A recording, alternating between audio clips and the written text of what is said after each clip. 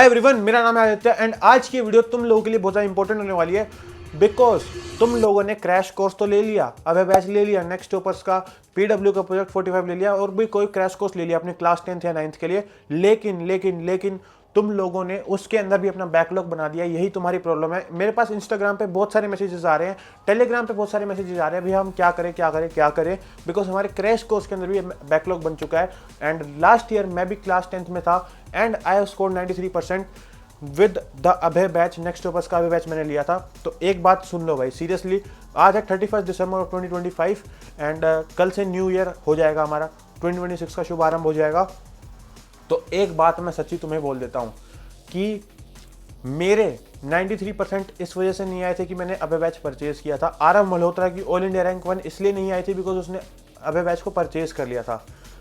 ये जितनी भी परसेंटेज होती है, जितनी भी आइडियल रैंक होती है, आइडियल परसेंटेज जो तुम्हारी है, वो सब स्टूडेंट्स की क्यों बन पाती है? बिकॉज वो बैच लेने के बाद उससे पढ़ते हैं, उसके हर एक लेक्चर को सीरियसली लेते हैं, हर एक डीपीपी को सीरियसली लेते हैं, हर एक टेस्ट को सीरियसली लेते हैं। लेकिन जहाँ तक मैं देख पा रहा हूँ, तुम लोगों ने अभय बैच के अंदर यानी कि एक 45 दिन का इतना छोटे क्रैश कोर्स के अंदर भी अगर अपना बैकलॉग बना दिया है, then you are in a serious trouble. And तुम लोगों ने अपने ब्रेन की रीवायरिंग कर दी है पूरी, शॉर्ट्स देख करके, रील देख करके, ये अपने किसी भी आइडियल टीचर के एडिट्स के ऊपर ध्यान दे करके तुम्हारा मेन फोकस तुम जिस पे लगाना चाहिए था, तुम्हारी पढ़ाई, उस पर तुम्हारा बिल्कुल भी नहीं है। तुम्हें सच बताऊं, आज मैं हार्श हो सकता हूं लेकिन ये वीडियो एंड तक देखना, उन्हीं को वही लोग देख पाएंगे जो अपने अब सीरियस हो चुके होंगे अपने जो क्लास 10th बोर्ड एग्जाम है उसके लिए। बिकॉज जो भी यूँ होगा ना, जो सीरियस है ही नहीं, वो तो भाई अभी तक स्किप करके जा चुका होगा। लेकिन आज की वीडियो में तुम्हारी पूरी आंख खोल दूंगा एंड तुम्हें इसका सोल्यूशन बताऊंगा कि तुम लोग अब क्या कर सकते हो अगर तुम्हारे क्रैश कोर्स के अंदर भी बैकलॉग हो चुके हैं। सो भाई, अब बात ऐसी है कि आजकल है न्यू एरा आ चुका है जिसमें ब्रांडिंग जो इंटरनेट है वो पहले जैसा नहीं रहा हो। अब उसमें क्या है, पीआर वो होती है, ब्रांडिंग होती है। कभी फिजिक्स वाला के एडिट आ जाएंगे, कभी नेक्स्ट टॉपर के आ जाएंगे, ऐसे किसी ब्रांड के आते रहेंगे। एंड तुम हो स्टूडेंट, तुम हो अभी छोटी उम्र के, तुम लोग टाइप करते रहोगे, नहीं ये सर हमारे फेवरेट है, ये हमारे XYZ सर फेवरेट है, इनके बारे में कुछ मत कहो। मेन तुम्हारे पेरेंट्स ने पैसे क्यों दिए? इसलिए कि तुम किसी टीचर की वहाँ पर फील्डिंग, जो भी है फील्डिंग सेट करो, जो भी है यार, तो जो भी तुम्हारी जेनजी टर्म्स हैं वो ये सब करो। नहीं ना, तुम लोगों के जो पेरेंट्स ने पैसे पे किए हैं वो इसीलिए पे किए हैं कि तुम लोग पढ़ो एंड अपना करियर बिल्ड करो, अच्छे से आगे जाकर कुछ अच्छा बनो एंड अपने पेरेंट्स को फाइनेंशियली सुख दे पाओ, उनकी हेल्प कर पाओ, आगे जाकर उनका सपोर्ट बनो। जब वो इतने कैपेबल ना रहें, जब तुम लोग उनके सपोर्ट बनो, ठीक है? इसलिए तुम्हारा मेन जो एजेंडा था ये था। लेकिन आजकल जो हुआ है, इंटरनेट पे एडिट्स बन रहे हैं, रील बन रहे हैं, ठीक है करो भाई, आधा घंटा 1 घंटा करो, यूँ नहीं पूरा दिन। एंड साथ ही में अब बात कर लेते हैं भाई स्ट्रेटजी वीडियोस की। स्ट्रेटजी वीडियो से जितना दूर रहोगे उतने बढ़िया है। तुम लोग मुझे भी कहते हो बनाने को, मैं बनाता नहीं हूँ बिकॉज उससे तुम लोग डिस्ट्रैक्ट होने वाले हो। मेन देखो भाई, फोकस इतना सा रखो। आज मैं तुम्हें एक बात बता देता हूँ कि एक NCERT बुक रख ली, अपने नोट्स रख लिए, स्कूल में जाते होगे, स्कूल में नोट्स बनाए होंगे, होपफुली नहीं बनाए हो तो शॉर्ट नोट्स का लिंक मैं डिस्क्रिप्शन में दे दूंगा, उससे डाउनलोड कर लेना।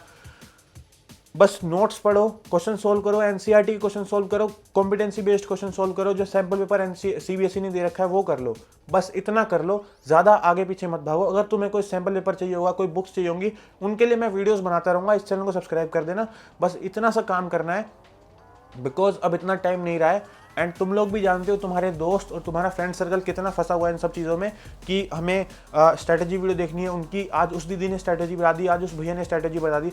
भाई इन सब चक्करों में मत पड़ना। लास्ट ईयर मैं भी क्लास 10th में था, पूरे एक्सपीरियंस से बता रहा हूँ। इन सब में टाइम वेस्ट करने के बाद अपना रियल जो रिव्यू है वो मैं तुम्हें बता रहा हूँ कि भाई इन सब में टाइम वेस्ट मत करो, इसमें कुछ नहीं रखा। बनाने को तो मैं बना देता, 10-20 हज़ार व्यूज़ मैं भी छाप देता, लेकिन उसमें कोई फ़ायदा नहीं है, उसमें स्टूडेंट्स का घाटा है, इसलिए मैं बनाता नहीं हूँ, ठीक है? तो चलिए अब मेन मुद्दे की बात करते हैं। अब चलो बैकलॉग हो चुका है, अब तो चिड़िया खेत चुग चुकी है, तो अब क्या कर सकते हो? देखो भाई, आज की वीडियो बहुत ज़्यादा रो होने वाली है एंड हार्श हो सकती है, तो मैंने आपको पहले बता दिया। तो चलिए अब बढ़ते हैं इस पॉइंट पे कि तुम लोग, मैंने तुम्हें मेन चीज़ें बता दी कि अब तुम्हें क्या क्या नहीं करना है। मैं बताता हूँ कि तुम्हें अब जो क्रिया तुमने कर दिया, जो काम तुमने कर दिया है, उसको रिवर्स कैसे किया जाए एंड अपना बैकलॉग पूरा कंप्लीट कैसे किया जाए। तो भाई 45 दिन का क्रैश कोर्स है तुम्हारा, 30 दिन ऑलरेडी हो चुके हैं। लास्ट क्लास अबे बैच की जो होती है 16 जन को होती है, 16 जनवरी को लास्ट ईयर थी, तो मैं मान रहा हूँ कि 16 से 17 तारीख के बीच में होगी, नेक्स्ट मंथ लास्ट क्लास होने वाली है। तो अब इतनी सी बात है कि आपको डेली की जो क्लासेस है ना, देखो क्लास 10th का सिलेबस कुछ भी ऐसा नहीं है कि हमें बहुत ज़्यादा रिलेटेड इंटरलिंक चैप्टर है, ऐसा कुछ भी नहीं है, सब इंडिपेंडेंट चैप्टर है ज़्यादातर।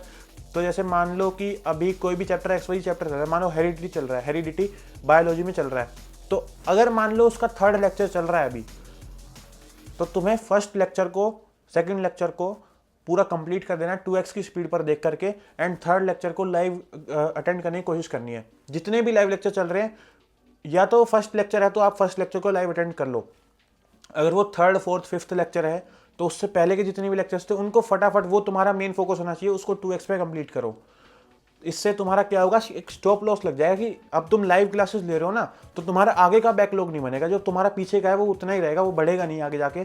तो ये सबसे बड़ा बेनिफिट होगा, क्योंकि बच्चे क्या करते हैं, लाइव छोड़ देते हैं, पूरा 2x पे कंप्लीट करने की कोशिश करते हैं, तो उसमें क्या आपका बैकलॉग बढ़ता रहता है हर दिन। अब तुमने डेली लाइव क्लास लेनी चालू कर दिया है, तो उससे तुम्हारा बैकलॉग यही रुक जाएगा, जितना था उतना ही रहेगा, एंड और कम हो जाएगा। उसको कम कैसे करेंगे वो बताता हूँ।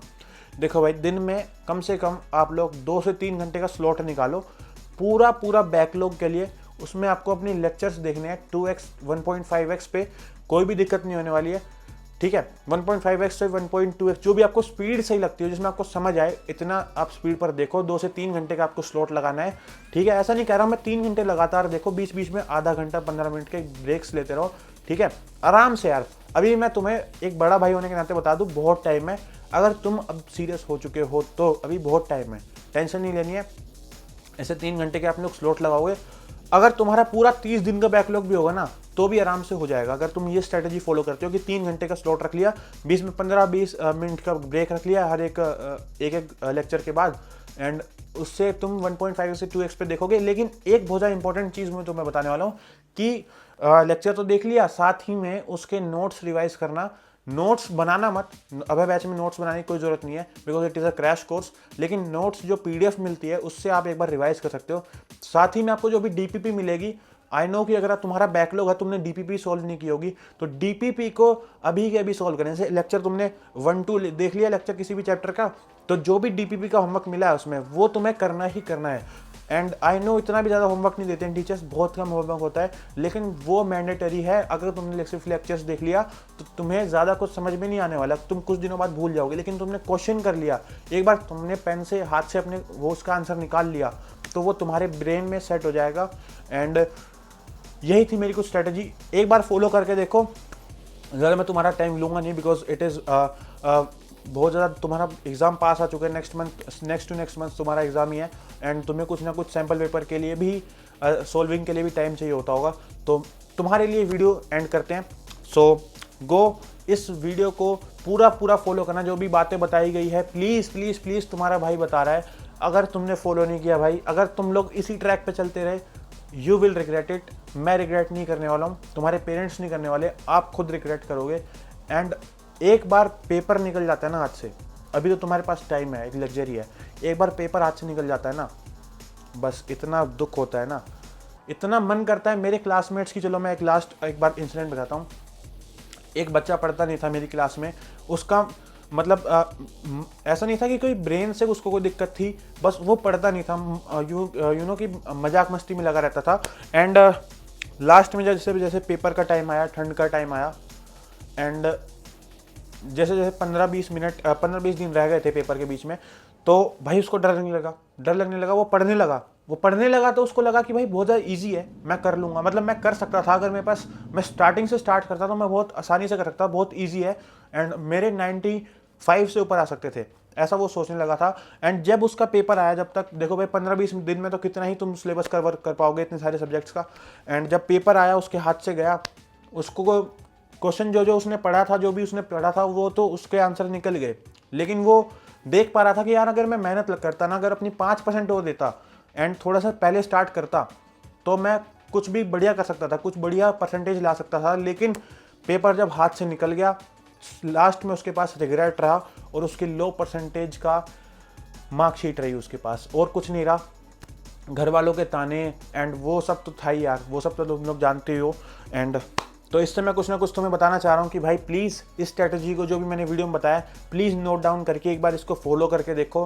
एक हफ्ते बाद तुम लोग ही कमेंट सेक्शन में आके कहोगे कि भैया थैंक यू सो मच, आप लोग आपकी वजह से मेरा बैकलॉग जल्दी जल्दी अब कवर हो रहा है एंड वो दिख रहा है मेरे को। So thank you so much everyone. आप लोगों को जो भी हेल्प चाहिए होगी, तुम्हारा भाई बैठा है कमेंट सेक्शन में, कमेंट कर दो एंड उसके ऊपर नेक्स्ट वीडियो आ जाएगी, बिकॉज आई नो कि तुम्हारे लिए बहुत ज़्यादा क्रिटिकल टाइम है एंड तुम लोगों के लिए best content, very crisp content, जो कि आपको कम टाइम में आपको जो मेन चीज़ है अभी जिस गाइडेंस की जरूरत है वो मिल जाए एंड जो भी बुक्स है आपको जो भी बेस्ट रहेगी इस टाइम पे वो मैं आपको सजेस्ट करता ही रहूंगा। चैनल को भी सब्सक्राइब कर दो, टेलीग्राम ग्रुप का लिंक डिस्क्रिप्शन में, वहाँ पे ज्वाइन हो जाओ, बहुत सारे स्टूडेंट ज्वाइन कर रखे हैं, एक दूसरे की हेल्प करते रहते हैं। इंस्टाग्राम का लिंक भी डिस्क्रिप्शन में, वहाँ पे आप मेरे को फॉलो कर सकते हो। Thank you so much, bye bye, love you all. Study करते रहो भाई, पेरेंट्स का नाम रोशन करना है एंड वो जो एम लेकर बैठे थे साल के स्टार्टिंग में वो पूरा करके दिखाना है, रिग्रेट नहीं छोड़ना है। चलो bye bye, love you all, पढ़ाई कर लो।